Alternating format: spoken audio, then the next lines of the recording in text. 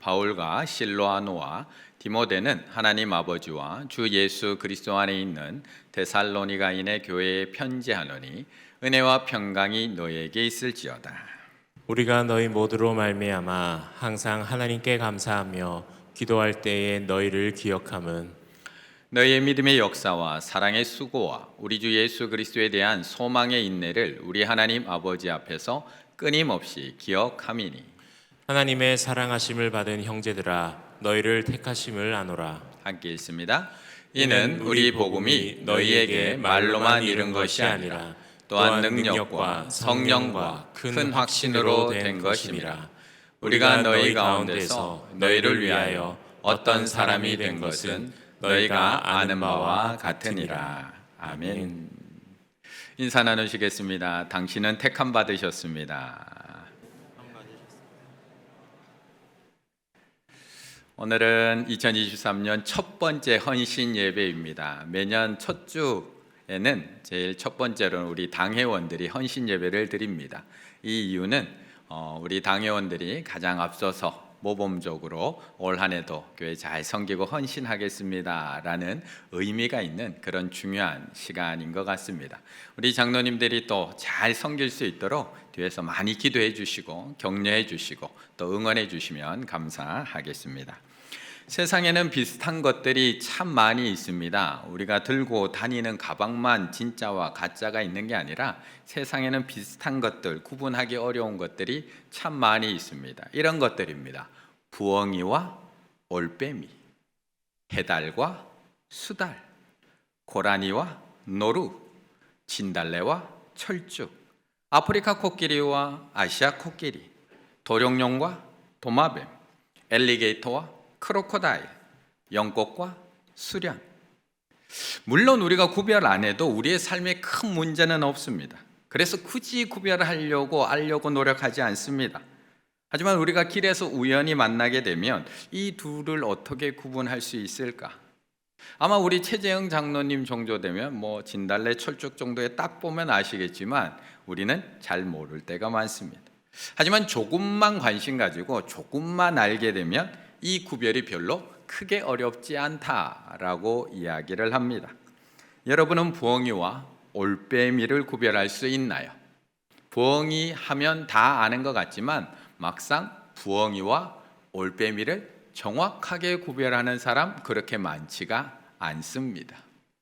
부엉이는 머리에 왼쪽에 보시면 뿔이 있고요. 올빼미는 뿔이 없고요. 머리가 동그랗습니다. 전 세계에 200여 종의 부엉이와 올빼미가 있어서 전부 다 딱 들어맞는 것은 아니지만 거의 그렇다라고 이야기를 합니다. 뿔이 있으면 부엉이, 뿔이 없으면 올빼미, 배영을 하면 해달, 자유형을 하면 수달, 귀가 작으면 아시아 코끼리, 귀가 크면 아프리카 코끼리, 피부가 매끌매끌 미끄러우면 도룡뇽, 피부가 거칠고 물기가 없으면 도마뱀, 땅 위에 서 있으면 두루미, 나무 위에 앉아 있으면 황새, 엉덩이에 흰 털이 있으면 노루, 엉덩이에 흰 털이 없으면 고라니, 꽃만 있으면 진달래, 꽃과 잎이 함께 있으면 철쭉, 꽃과 잎이 공중에 떠 있으면 영꽃, 꽃과 잎이 수면에 붙어 있으면 수련. 별로 어렵지 않다라고 이야기합니다. 그렇다면 우리는 어떻게 구별할 수 있을까요? 믿음을 가지고 산다, 신앙생활 한다라고 하는 우리는 어떻게 구별이 될까? 누가 택함 받은 사람인지, 누가 택함 받지 않은 사람인지, 누가 바른 신앙을 가지고 살아가는 사람인지, 누가 주여 주여만 하고 살아가는 사람인지 어떻게 구별할 수 있을까요? 매주 교회만 나오면 되는 걸까? 아니면 등록한 지 3년이 지나면 택함받은 사람이야 라고 이야기할 수 있는 걸까? 오늘 본문에 보면 사도 바울은 이 데살로니가 교인들을 향해서 정확하게 이렇게 얘기합니다. 4절, 하나님의 사랑하심을 받은 형제들아 너희를 택하심을 아노라. 너희를 택하심을 아노라. 하나님의 사랑을 받은 우리 충혈의 성도님들, 하나님께서 우리 성도님들을 택하신 줄을 압니다. 하나님의 사랑을 받은 우리 장로님들, 당회원들, 하나님께서 우리 장로님들을 택하신 줄을 믿습니다. 왜 이렇게 아멘이 작을까요? 우리 장로님들 택하신 줄 믿습니다. 우리 성도님들 택하신 줄 믿습니다. 사도 바울이 어떻게 이렇게 확신을 가지고 이야기할 수 있었냐라고 하는 것입니다. 사도행전으로 한번 가보겠습니다. 사도행전 17장 1절 2절의 말씀 같이 읽습니다. 그들이 암비볼리와 아볼로니아로 다녀가 데살로니가에 이르니 거기 유대인의 회당이 있는지라. 바울이 자기의 관례대로 그들에게로 들어가서 새 안식일에 성경을 가지고 강론하며. 아멘. 우리의 삶 속에 있어서 이 숫자라는 것은 너무 중요합니다. 왜냐하면 객관적인 데이터가 되기 때문에 그렇습니다. 이번에 시험 몇 점 받았어? 그래서 몇 등이야? 몇 등급이야? 라는 숫자는 그 사람의 실력을 판단하는 객관적 기준이 됩니다. 그러다 보니까 우리는 어쩔 수 없이 이 숫자로 모든 것을 판단할 때가 너무나 많이 있습니다. 그리고 그럴 수밖에 없습니다. 교회 등록한 지 1년, 세례 받은 후 1년, 임명을 해온 후 2년이라는 자연스러운 기준을 가지게 됩니다. 자연스럽게 교회의 모든 기준은 이 연한이 들어갈 수밖에 없습니다. 오늘 헌신 예배를 드리고 있는 우리 장로님, 그리고 우리 당회원은 숫자에 자유로울까요? 아니요. 다 숫자의 기준을 통과하신 분들입니다. 장로의 자격, 총회헌법 제40조, 장로의 자격은 상당한 식견과 통솔의 능력을 있는 자로 무흠 세례교인으로 몇 년요? 7년. 몇 세 이상? 40세 이상 된 자라 해야 한다. 숫자의 기준 분명히 있습니다. 그렇다면 당회원인 저에게는 숫자의 기준이 없을까? 저도 있습니다. 목사의 자격, 목사는 신앙이 진실하고 행위가 복음에 적합하며 가정을 잘 다스리고 타인의 존경을 받는 자. 1번 무흠 세례교인으로 몇 년요? 7년. 30세 이상 된 자로 총회지경 신학대학원을 졸업한 후 몇 년 이상요? 2년. 그래서 전임 전도사로 2년 사역하고 있는 겁니다. 2년 이상 교육 경험을 가진 자가 안수를 받게 됩니다. 무흠 세례교인 7년, 장로는 40세, 목사는 30세. 이처럼 교회의 모든 기준의 기본은 숫자입니다. 우리의 눈으로 가장 객관적 데이터이기 때문에 그렇습니다. 맞습니다. 어떻게 사람을 한 달, 두 달 보고 판단할 수 있을까요? 최소 7년. 아니요, 당회원 전도 되려면 더 오랜 기간을 지켜봐야 되지 않을까요? 그런데 이와 같은 숫자의 기준이라면, 숫자의 기준으로 택함받았다, 택함받지 않았다라고 판단한다면 오늘 데살로니가 교인들은 절대 택하심을 받았다고 단언할 수가 없다는 겁니다. 왜냐하면 사도 바울이 이 데살로니가에 머물면서 복음을 전한 기간이 불과 3주에 불과하기 때문에 그렇습니다. 3년이 아니라 3주입니다. 2절 바울이 자기의 관례대로 그들에게로 들어가서 몇 안식일요? 새 안식일에 성경을 가지고 강론합니다. 3주 머물면서 가르쳤다는 겁니다. 사도 바울이 데살로니가 지역에 들어가게 된 것은 2차 선교 여행입니다. 마게도냐에서 한 사람이 자기를 도와달라고 손짓하는 환상을 보고 성령의 인도하심을 받아서 마게도냐 지역으로 2차 선교를 떠나게 됩니다. 그렇게 해서 네아폴리, 빌립보, 암비볼리, 아볼로니아를 거쳐서 데살로니가에 도착을 합니다. 그리고 그곳에 있는 회당에 들어가서 열정적으로 지금까지 해왔던 것처럼 열정적으로 복음을 전합니다. 그러자 놀라운 복음의 역사들이 일어납니다. 사도행전 17장 4절, 그 중에 어떤 사람은 경건한 헬라인과 큰 무리와 적지 않은 귀부인도 권함을 받고 바울과 실라를 따르나. 복음의 역사들이 막 일어나게 됩니다. 그러자 데살로니가에 있던 유대인들이 그를 가만히 놔두지 않습니다. 복음의 역사가 점점 커지자 유대인들이 불량배들을 시켜서 동원을 해서 바울과 일행들을 공격하기 시작을 합니다. 이를 눈치챈 바울과 일행은 어쩔 수 없이 데살로니가를 떠나가게 됩니다. 그러자 이들은 가만히 놔두지 않고요, 그 예배드렸던 장소인 야손의 집을 쳐들어가서 야손과 거기 있는 신도들을 고발해버립니다. 그리고 가두어버립니다. 결국 복음을 받아들이기 시작한 데살로니가 교회는 바울 일행을 어쩔 수 없이 근처 도시인 베레아로 급하게 피신시킬 수밖에 없었습니다. 그런데 얼마나 이 유대인들이 집요했던지 이 베레까지 또 쫓아갑니다. 그렇게 도망갔는데 또 쫓아가서 그곳에 있는 유대인들을 또 선동을 해서 결국 바울은 베레아에도 머물지 못하고 아테네로 떠날 수밖에 없었던 겁니다. 여러 가지 스토리 과정이 있었지만 결국 바울이 데살로니가에서 복음을 강론하고 전한 기간은 불과 3주에 불과하다는 겁니다. 우리의 기준으로 보자면 만약 숫자로 선택을 받았다면, 만약에 숫자로 택함을 받았다? 아니다라고 판단을 한다면 이들은 시작부터 탈락입니다. 우리 충일교회 서리 집사로도 이름을 못 올립니다. 왜요? 3주 복음 들었거든요. 우리 충일교회 서리 집사로도 이름 못 올립니다. 하지만 우리가 잘 알고 있는 것처럼 숫자가 신앙을 판단하는 기초 자료가 될 수 있을지는 모르지만 우리 신앙을 증명할 수는 없습니다. 교회를 몇 년 다녔냐? 몇 개의 가정 몇 년 동안 수료를 했냐? 직분받은 지 몇 년이 되었냐? 그것이 우리의 신앙을 확인해 줄 수는 없다는 겁니다. 그렇다면 바울은 도대체 무엇을 보고 이 데살로니가 교인들에게 너희를 택하심을 나누라 확증해서 이야기할 수 있었을까? 1절의 말씀, 오늘 본문 1절의 말씀 같이 읽습니다. 바울과 실로아노와 디모데는 하나님 아버지와 주 예수 그리스도 안에 있는 데살로니가인의 교회에 편지하노니 은혜와 평강이 너희에게 있을지어다. 아멘. 바울은 이 데살로니가 교회에 편지를 보내면서 다른 서신서와는 조금 다른 독특한 표현 하나를 사용을 합니다. 어떤 표현이냐 하면 하나님 아버지와 주 예수 그리스도 안에 있는 데살로니가인의 교회에게라는 표현입니다. 그냥 우리가 읽고 지나갈 때면 되게 평범해 보이는 문장처럼 보입니다. 그냥 바울이 인사한 것처럼 느껴집니다. 그런데 바울이 쓴 다른 서신서와 비교해 보면 조금 독특하다는 것을 금방 알게 됩니다.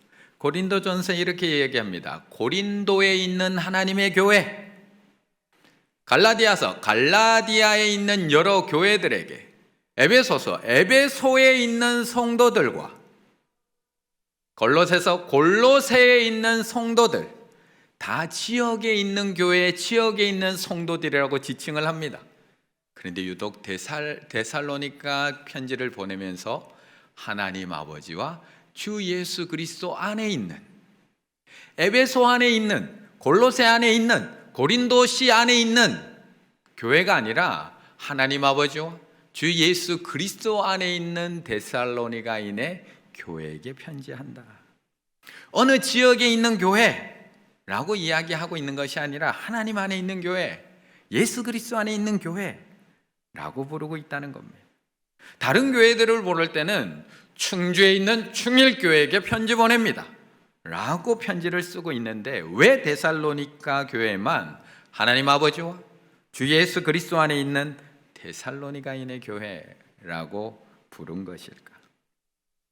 이 편지에서도 데살로니가에 있는 하나님의 교회라고 말해도 되었을 것입니다. 그냥 데살로니가에 있는 하나님의 교회에게 편지합니다. 그런데 특이하게도 이 편지에서만 하나님 안에, 예수 그리스도 안에 데살로니가 교회라고 지칭하고 있습니다. 둘 다 맞는 말입니다. 모든 교회는 거주지가 두 곳입니다. 우리 충일교회는 충주에 한 거주지가 있고 또 하나는 하나님 안에 사는 한 거주지가 있는 것이 두 곳이라는 겁니다. 바울이 데살로니가 교회를 이렇게 독특하게 묘사한 이유 무엇이라고 생각하십니까? 어쩌면 바울은 데살로니가 교인들이 느끼는 불안을 알고 있었는지도 모릅니다. 비록 세상 사람들에게 핍박받고 있지만 너희는 하나님 안에서 안전해. 너희가 지금 세상에서 힘들게 고통당하고 있지만 너희들은 예수 그리스도 안에 있기 때문에 안전해. 이것을 이 서론을 통해서 상기시켜주고 싶었는지도 모르겠습니다. 모든 교회의 생명과 능력은 하나님에게서 나옵니다. 교회는 하나님 아버지와 주 예수 그리스도 안에 있는 공동체입니다. 하나님 안에서 뿌리를 내리고 하나님 안에서 생명과 능력을 공급받는 공동체. 열정적인 바울, 그리고 죽음도 두려워하지 않았던 바울입니다. 이 데살로니가 오기 전에 빌립보에서는 감옥에 들어가는 것조차도 두려워하지 않았던 바울입니다. 그런데 데살로니가에서는 3주밖에 머물지 못합니다. 왜요? 핍박해오니까. 그런데 빌립보에서는 그렇게 두들겨 맞고도 감옥에서 나가지도 않았거든요. 착고가 풀어지고 옥문이 열렸는데도 감옥에서 나가지 않을 정도의 담대함이 있었던 바울인데, 데살로니가에서 핍박이 얼마나 심했으면 3주밖에 거기 머물지를 못합니다. 바울을 후원했던 사람들은 전부 체포되고 반역자로 기소되고, 결국 그 교인들이 바울과 일행을 밤중에 상 밖으로 몰래 탈출시킬 수밖에 없었던 것. 심지어 베레아까지 쫓아와서 그곳에 소동을 피울 정도라면 바울이 떠난 후에 데살로니가 교회를 향한 유대인의 핍박은 어느 정도였을까요? 바울이 3주밖에 못 버틴 곳이라면, 그 사도 바울이 3주밖에 못 버틴 곳이라면, 바울이 떠난 이후에 바울도 없는 데살로니가 교회는 얼마나 심각한 핍박을 받았을까요? 그런데 데살로니가 교회는 끝까지 하나님 안에 거하고 있었다는 겁니다. 그 극심한 핍박 속에서도 주 예수 그리스도 안에서 든든히 세워져 가고 있었던 교회라는 겁니다. 결국 택하심을 받았다는 것은 교회를 다닌 지 몇 달 되었느냐, 직분을 받았는지 몇 년 되었느냐, 교회를 세웠는지 몇 년이 되었느냐를 알 수 있는 것이 아니라 그 교회가 그 뿌리를 어디에다 두고 있느냐, 믿는 내가 누구 안에 근거를 두고 살아가고 있느냐, 이 힘든 세상을 살아가고 있지만 나는 오늘도 누구 안에서 살아가고 있느냐, 이것으로 증명된다라는 것입니다.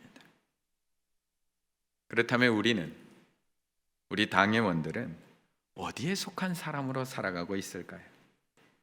우리가 비록 바른 이 땅에 디디고 살아가고 있지만 어디에 속한 사람으로 살아가고 있을까요? 교회 다닌 지 오래되어도 세상에 속한 사람은 여전히 교회에 나오고 있지만, 세상에 속한 사람은 세상의 상황에 따라 좌로나 우로나 흔들릴 수밖에 없습니다. 7년을 넘게 신앙생활을 해도 내가 회사에 속한 사람은 회사가 잘 되느냐 안 되느냐에 따라서 내가 웃고 울고 할 수밖에 없습니다. 왜요? 나는 회사에 속한 사람이니까. 내가 물질에 속한 사람이라면, 모태신앙이라도 물질에 속한 사람이라면 오늘 주식 시세에 나는 울고 웃을 수밖에 없습니다. 땅값이 오르고 내려가는 것에 나도 함께 올라갔다 내려갔다 할 수밖에 없습니다. 왜요? 나는 거기에 속해 있으니까요. 내가 하나님께 속해 있는 사람은 그거하고 아무 관계가 없다는 겁니다. 하지만 바울이 3주밖에 머물지 않았던 데살로니가 교회는 저들의 극심한 핍박 속에서도 흔들리지 않습니다. 유대인들의 공격에도 넘어지지 않습니다. 체포되고 기소되고 고발당해도 좌절하거나 절망하지 않습니다. 왜요?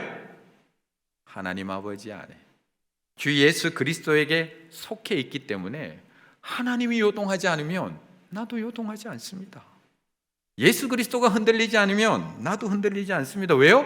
예수 그리스도 안에 뿌리박고 있고 예수 그리스도 안에 거하고 있고 예수님 안에서 오늘도 살아가고 있기 때문에 데살로니가가 혼란스러워도 나는 하나님 안에서 평안을 누리고, 그 유대인들이 나를 핍박해 와도 나는 예수 그리스도 안에서 평안을 누리고 있는 것입니다.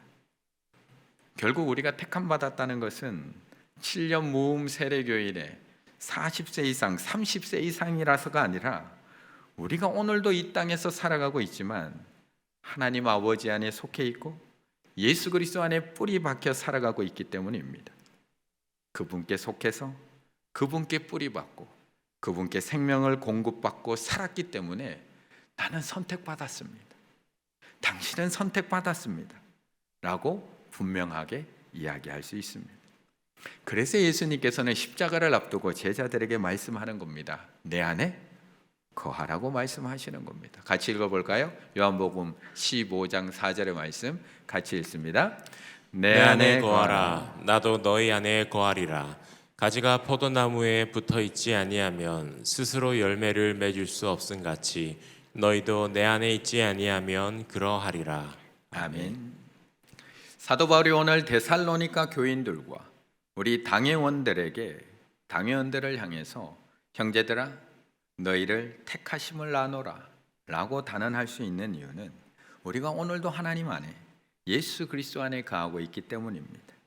유대인들과 불량배들이 그 극심한 핍박을 해오더라도 끝까지 예수 그리스도 안에 거하면 포도나무에 붙어 있기 때문에 그것을 확신할 수 있는 겁니다. 그런데 중요한 것은 그렇게 예수 그리스도 안에 거하자 포도나무에 붙어 있자 열매가 맺히기 시작한다라는 겁니다. 예수 그리스도 안에 거하자 데살로니가뿐만 아니라 데살로니가가 아니라 예수 그리스도 안에 거하자 데살로니가 교회 안에는 열매가 맺혀지기 시작을 합니다. 3절의 말씀을 같이 읽습니다. 3절입니다. 너희 믿음의 역사와 사랑의 수고와 우리 주 예수 그리스도에 대한 소망의 인내를 우리 하나님 아버지 앞에서 끊임없이 기억함이니. 아멘. 사과나무에서 사과가 맺히는 것은 자연스러운 것. 복숭아 나무에서 복숭아 열매가 맺히는 것, 포도나무에서 포도 열매가 맺히는 것 너무나 자연스러운 일입니다. 열매를 맺어야지. 내가 올해는 꼭 열매를 맺어야지 라고 해서 열매가 맺혀지는 것이 아니라 포도나무에 속해 있고 포도나무에 붙어 있으면 당연히 포도 열매가 맺혀지는 겁니다. 가지에 붙어 있으면 자연스럽게. 그래서 오늘 하나님 아버지와 예수 그리스도 안에 있는 하나님 아버지와 예수 그리스도 안에 있는 데살로니가 교회에는 그 열매가 자연스럽게 맺히고 있다는 것을 우리에게 보여주고 있는 겁니다. 그게 3절의 말씀입니다. 너희는 믿음의 역사와 사랑의 수고와 우리 주 예수 그리스도에 대한 소망의 인내를 우리 하나님 아버지 앞에서 끊임없이 기억함이니. 사실 믿음, 소망, 사랑 데살로니가 교회 말고도요 고린도 교회 안에도 있었습니다. 고린도전서 13장 13절 그런즉 믿음, 소망, 사랑 이 세 가지는 항상 있을 것인데 그 중에 제일은 사랑이라. 아니 우리 충일교회 안에도 있습니다. 믿음으로 삽시다. 사랑하며 삽시다. 우리에겐 소망이 있습니다. 아까 전에 우리 찬양하기 전에 다 인사했잖아요. 사랑하고 축복합니다. 또 한 번 인사 나눌까요? 옆에 분들과 사랑하고 축복합니다. 사랑하고 축복합니다. 믿음, 사랑, 소망 우리 충일교회 안에만 있을까요? 이 땅에 있는 모든 교회들에게 이거 있는 것 아닌가요? 믿음, 사랑, 소망이 없는 교회를 교회라고 할 수 있나요? 그런데 중요한 것은 말이 아니라 그 열매가 있느냐 라는 것입니다. 내가 예수 그리스도 안에 있다면 그 열매가 있느냐. 믿음이 있다고 그렇게 고백하고 믿음이 없이는 구원받을 수 없다라고 이야기하는데 그 믿음의 역사가 있느냐. 사랑한다, 사랑한다. 예배 때마다 우리가 그렇게 인사하고 사는데 그 사랑의 수고가 있느냐. 우리가 이 땅에 소망을 두고 사는 사람이 아니라 하늘에 소망을 두고 사는 사람이라고 그렇게 찬양하는데 그 소망에 인내가 있느냐. 믿음의 역사, 역사란 말은 워크라고 보면 됩니다. 데살로니가 교인들은 실로 많은 주님의 일을 감당했습니다. 그런데 그 일들은 인간적인 열심으로 한 것이 아니라 믿음의 힘으로 했던 것들. 우리도 날마다 고백합니다. 십자가 믿습니다. 부활을 믿습니다. 예수 그리스도가 날 위해 죽은 것 믿습니다. 그런데 믿음의 역사, 행함 있느냐? 사랑의 수고, 워크보다 좀 더 강도가 높은 노동을 말하고 있습니다. 문자 그대로 직역하면 엄청난 노력이 기울여진 고생. 사랑하기 때문에 그 수고를 한다는 겁니다. 매일 인사합니다. 매주 인사합니다. 하나님 사랑합니다. 이웃을 사랑합니다. 서로 사랑합니다. 인사 많이 합니다. 그런데 식당에는 봉사할 사람이 없습니다. 그게 우리들의 모습이라는 겁니다. 우리가 예수 그리스도 안에 있다는 것이 과연 어떤 열매를 맺고 있느냐를 보여주고 있는 겁니다. 소망에 있네, 예수 그리스도에 대한 소망의 인내는 어떠한 절망 속에서도 낙심하지 않고 견뎌내는 강인한 저력을 말한다. 이것은 오직 예수 그리스도를 바라보는 자, 미래의 승리를 확신하는 자만이 가질 수 있습니다. 우리는 소망을 갖고 있습니다. 예수 그리스도가 다시 오실 것이라는 것을 믿음으로 바라보는 소망 가지고 있습니다. 예수 그리스도만 오면 모든 것이 다 해결된다라는 소망 가지고 있습니다. 그런데 참지는 못합니다. 인내하지는 못합니다. 믿음, 소망, 사랑 없는 교회 있을까요? 믿음, 소망, 사랑 이야기하지 않는 교인이 있을까? 믿음, 소망, 사랑 중요한지 모르는 당회원들이 있을까요? 그런데 믿음은 있는데 역사가 없고, 사랑은 있는데 수고가 없고, 소망은 있는데 인내가 없고, 나무는 오직 열매로만 알 수 있습니다. 오직 열매로 알 수 있습니다. 내가 예수 그리스도 안에 있다는 것은 드러나는 자연스러운 열매로 증명이 됩니다. 마태복음 7장 16절, 그들의 열매로 그들을 알지니 가시나무에서 포도를 또는 엉겅퀴에서 무화과를 따겠느냐. 그러므로 그들의 열매로 그들을 알리라. 나더러 주여 주여 하는 자마다 다 천국에 들어갈 것이 아니요 다만 하늘에 계신 내 아버지의 뜻대로 열매 맺는 행하는 자라야 믿음의 역사와 사랑의 수고와 소망의 인내가 있는 자라야만 들어가리라. 결국 오늘 사도 바울이 오늘 본문에서 데살로니가 교인들을 향해 형제들아 너희를 택하심을 아노라 단언할 수 있는 이유는 단 하나밖에 없습니다. 그들의 연한도 아니요, 그들의 직분도 아니요, 그들의 교회 크기도 아니요, 그들의 고백도 아니요, 그들의 열매. 3절에 나오는 믿음의 역사와 사랑의 수고와 소망의 인내, 그 열매를 보고 사도 바울은 단언하는 겁니다. 너희를 택하심을 아노라. 그렇다면 제가 목사로 택함 받았다는 것, 제가 목사로 택함 받았다는 것 무엇으로 인정받을 수 있을까요? 제가 신대원 졸업을 하고 목사고시 합격한 걸로 저를 인정해 주고 계시나요? 제가 7년 무음 세례 교인에다가 30세 이상 되었다고 저를 인정해 주고 계시는가요? 제가 전임 전도사 2년을 하고 부목사 10년 이상 해서 이 교회 담임 목사로 왔다고 저를 인정해 주고 계시는 건가요? 그런데 안타깝게도 가끔 뉴스에 목회자들에 대한 그런 부정적인 기사가 왜 올라오는 걸까요? 숫자가 부족해서 올라오는 걸까요? 30세가 안 돼서 올라오고 7년이 안 돼서 올라오고 2년 전임을 안 해서 올라오는 걸까요? 경력이 부족하고 연한이 부족해서 올라오는 걸까요? 우리가 차마 입 밖으로 끄집어내지는 못하고 있지만 마음으로 그냥 삭히고 지나가고 있지만 저러고도 목사야? 라고 하는 생각이 가끔 드는 이유가 뭘까요? 저희 숫자가 부족해서 그런 생각이 드시나요? 아니면 제가 믿음, 사랑, 소망을 이야기하지 않아서 그런 생각이 드시나요?